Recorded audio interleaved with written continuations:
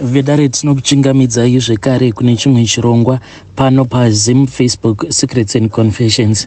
Tadzoka zvekare nemamwe mamessages. Zvakangoma hazvo veduwe. Pane imwe message iyo yandakatumidzirwa ichibva kuna mukoma vedu. Zvimwe zvacho zvinotyisa uye zvinovhundutsa. Hanzi ndainge ndimbori anti-Christ. Ndo first message iyo yavakanditumidzira.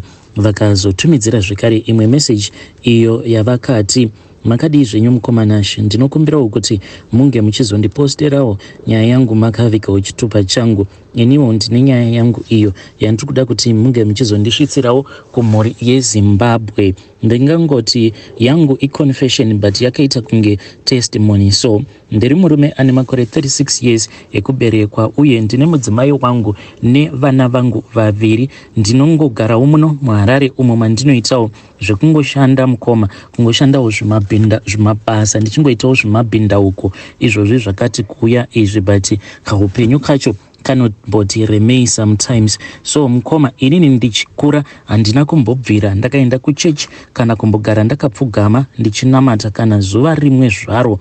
Ndainge ndiri munhu uyo ainge achibheja achiti hakuna kana Mwari. Chakaita kuti ndinge ndichizobhilivha kuti kuna Mwari inyaya yekuti mukoma, inini ndainge ndakafirwa nevabereki vangu apo pandainge ndichiri mudiki. Saka ndakabva ndazoshayiwa muchengeti mushure mekunge ivo vabereki vangu vashayika. Saka ndakabva ndazotorwa nambuya vangu. Ambuya vangu ava vakandichengeta vainge vari amai vaamai vangu. Saka ndakazongokura ndichingogara naambuya vangu.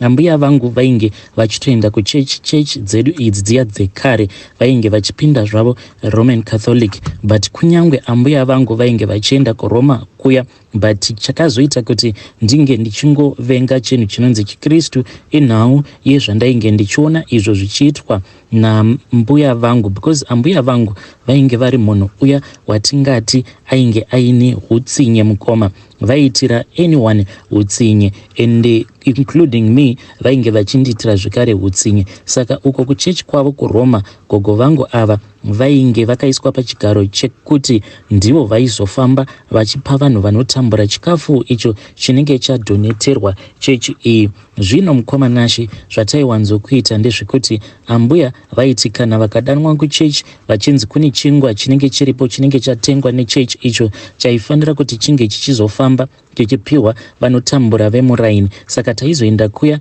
nengoro, taiwanzokusunga ngoro usiku, gogo vasingade kuti vanhu vange vachivaona vachienda kunotora chikafu chiya. Taizosvika kuya mukoma kwatosviba, tobva takolekta chingwa chiya nezvimwe izvo zvatinenge tichifanira kuti tinge tichizonodonetera vanhu vanotambura.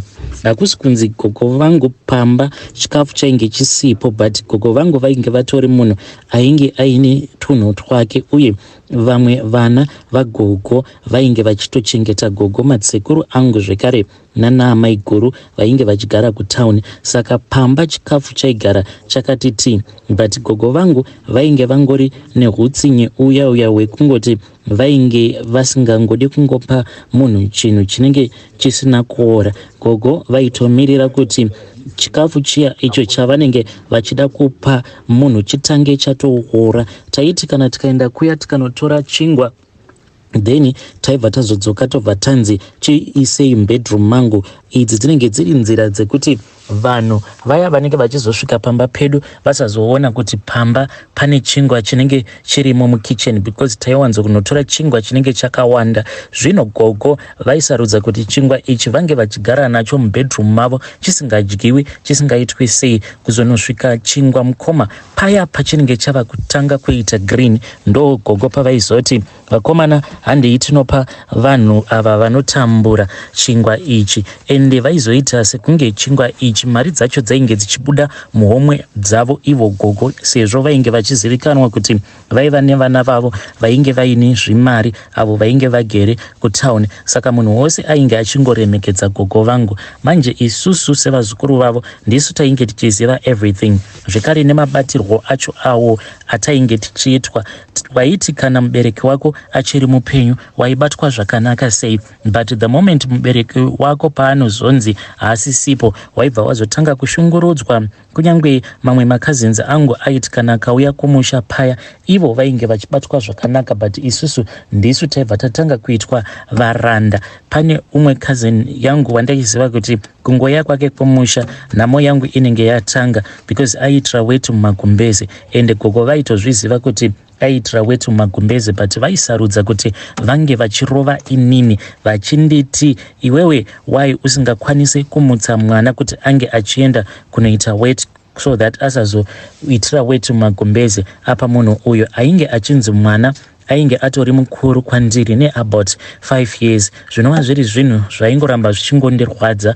Ambuya vangu vaiti kana ukavatadzira zviya vaikupa imwe punishment yekuti vaigona kuita 3 days no food, vachikupa mvura inenge iine shuga kuti uwane simba usafa chete. Apa vanenge vachikuitisa mamwe mabasa anenge akaomarara. Saka zvakazoitika nerimwe gore kuti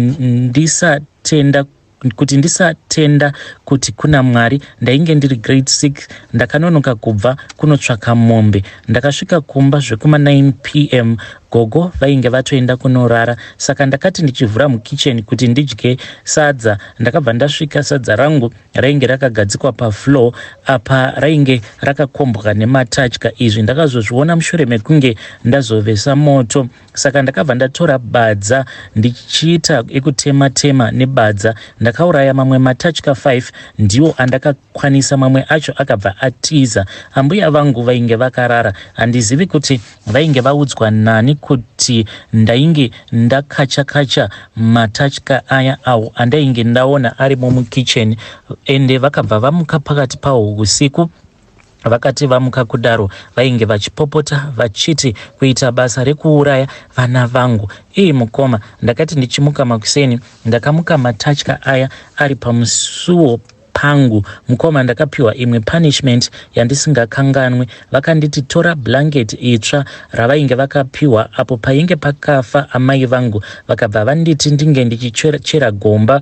Ivo vakanditi ndinoda kuti unge uchichera guva iri rinofanira rakadzika 2 meters. Ndakabva ndazonzi ndinge ndichiviga matatya aya ndichiita sekunge ndainge ndichiviga munhu. Ndakati ndapedza kudaro ndokubva vazondipa jira riya. Vakabva vati ndinge ndichiwadza jira iro ravainge vakatengerwa mushure mekunge amai vangu vashayika pamusoro pematatya aya awo andainge ndaisamo mugomba riya iro randainge ndachera. Mukoma nashi ndakabatikana. Apa ambuya vangu ndaitonzwa vachitonamata. Vainge vasingarove kuchechi musi weSunday wega vainge vachitoenda kuchechi. Apa vainge vaine chigaro muchechi imomo. Zvinova zviri zvinhu zvainge zvichindirwadza. Kubva ipapo mukoma ndakabva ndatosviba moyo nevanhu vanozviti vanonamata ava. Ndainge ndava kutoona sekunge vari kuita nhema nekuda kwemabasa avo ainge achibatwa naambuya vangu. Ndaingoti kana ndikaona chechi ndaibva ndanzwa ndakavenga chechi iyoyo. Kana kubhilivha kuti kuna Mwari ndainge ndava kusatobhilivha zvachose. Ndainge ndava kutoona sekunge vanhu vanenge vachingohwanda mabasa avo akaipa. Saka ndakazokura ndiri munhu uya ainge ava kuita zvekudhakwa. Kana ndakatonzwa munhu anotaura zvekuti kunamata ndainge ndava kutoshora. Saka ndakazoti ndakura ndainge ndava kuda kuroora. Ndakabva ndazodanana neumwe musikana, asi ndainge ndisina kuziva kuti iye musikana uyu ainge achienda kuchechi. Saka zvakazoitika pandakazoroora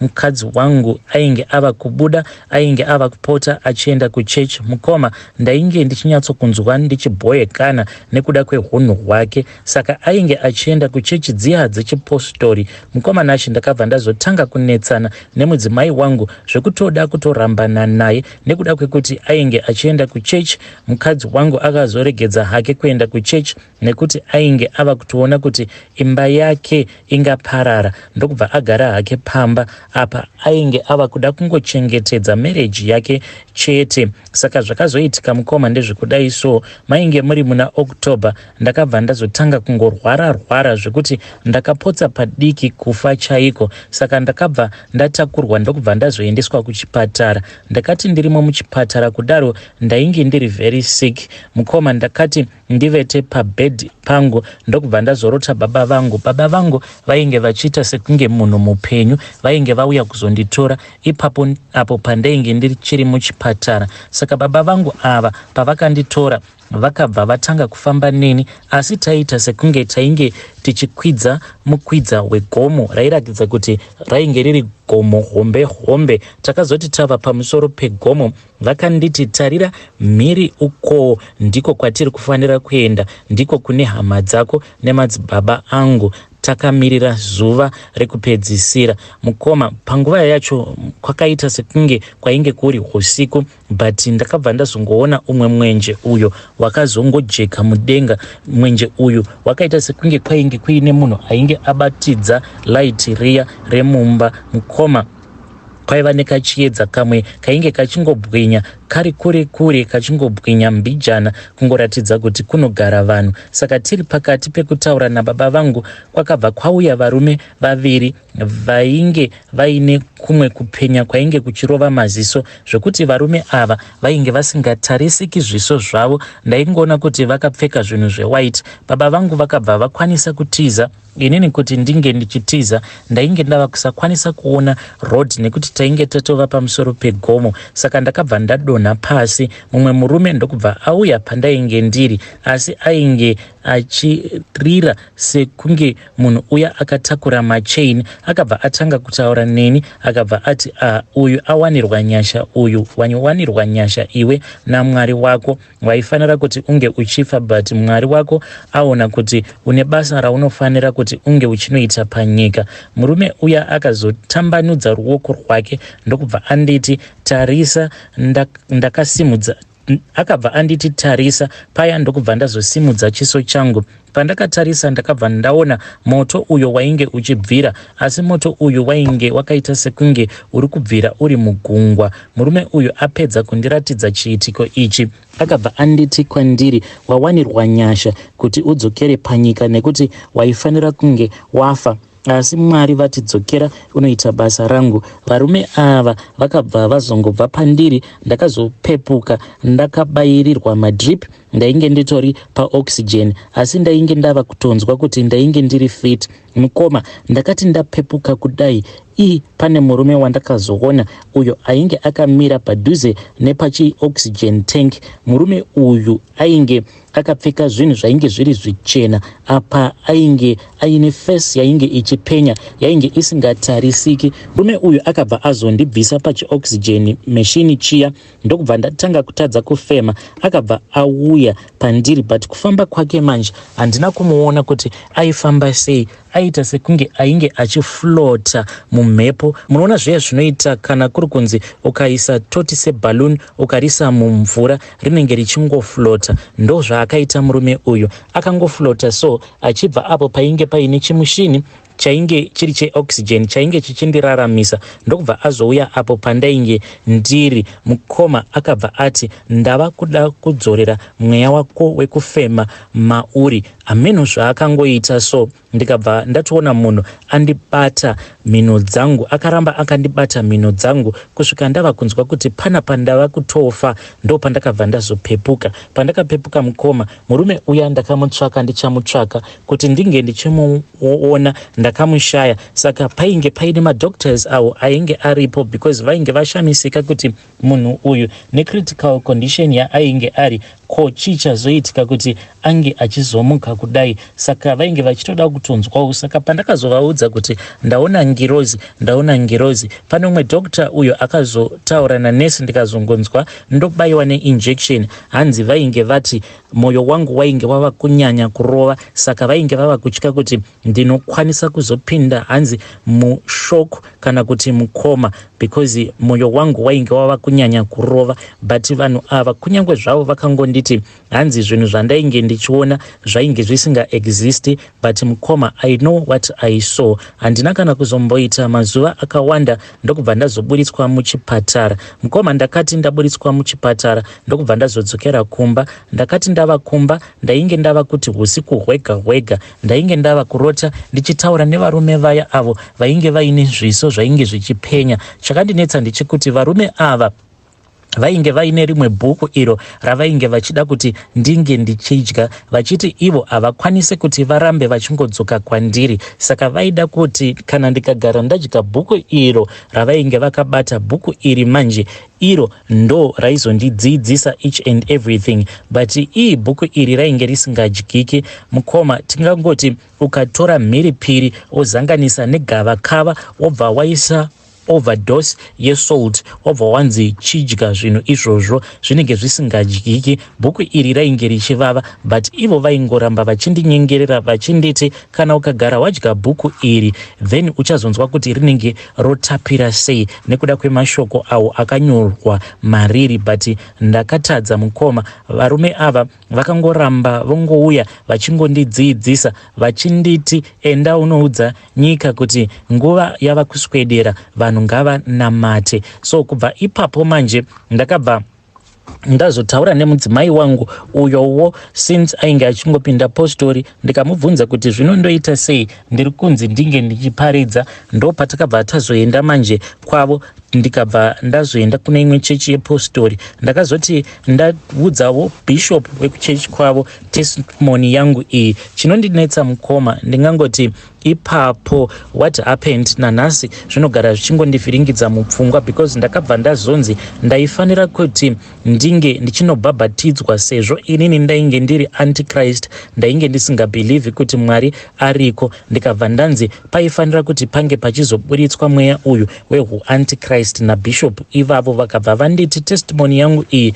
haitendedzwi kuti ndingofamba ndichingoiudza kana ani nani zvake. Ende ndaifungidzirawo kuti pamberi pechurch ndo pandichazomiswa kuti ndinge ndichipawo testimony, ndichifungidzira kuti zvimwe kuda ichabatsirawo vainge varipo pasowe ravo bishop ava. But ndakabva ndazonzi kana iwewe haufaniri kuti unge uchingoudza kana ani zvake testimony iyi. Testimony iyi ndakatongovaudza apo patainge tiri kumba kwavo, ndokubva vanditi ndaifanira kuti ndinge ndichitendeuka. Ndokubva ndatendeuka paya ndikagamuchira Ishe Jesu. Zvekare ndikabva ndazonzi ndaifanira kuti ndinge ndichibhabhatidzwa.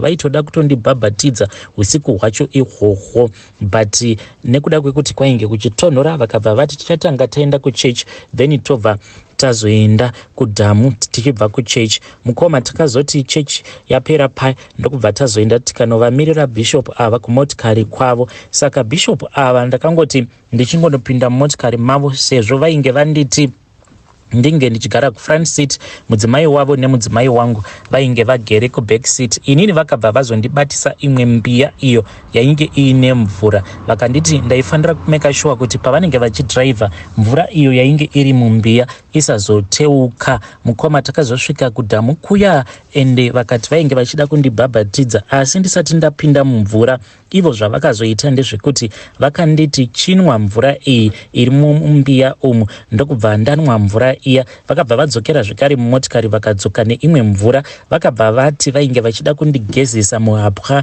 mangu, vakabva vanditi ndinge ndichikurura sheti yangu. Ndakakurura t-shirt yandainge ndakapfeka, vakabva vatanga kundigezesa muhapwa mangu. Vapedza kudaro mvura iya iyo yavainge vashandisa kundigezesa vakabva vaidzorera mumotikari mavo. Kwava kuchipinda manje ndokubva taenda mumvura vakabva vazondibhabhatidza. But chinondinetsa ndechekuti kubva zuva iroro mukoma, kana ndivete ndinorara ndichiita sekunge munhu akafa, handina chandinorangarira. Kunyange ndikarota kudai, paya pandinopepuka ndinokwanisa kungotofunga kuti but pane hope dzandakarota nezuro, but kuti ndinge ndichizodzirangarira nanhasi handina kana chandinorangarira. But kutorota ndinotorota, asi kuti ndikwanise kudzikrema hope idzi ndichidzimemoriza, handitokwanisi zvachose. Ndiwo upenyu hwandava kutorarama pari zvino. Tichiri kuenda hedu kumasowe kuchechi kwavo bishop ava, nekuti ivowo ndo vanoitoita kuti ndinge ndichikwanisa kuraramisa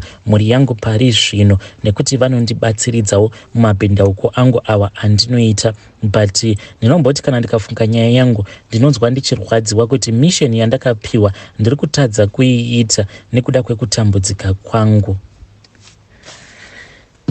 Vedare ndo message iyo yandakatumidzirwa ichibva kuna mukoma vedu.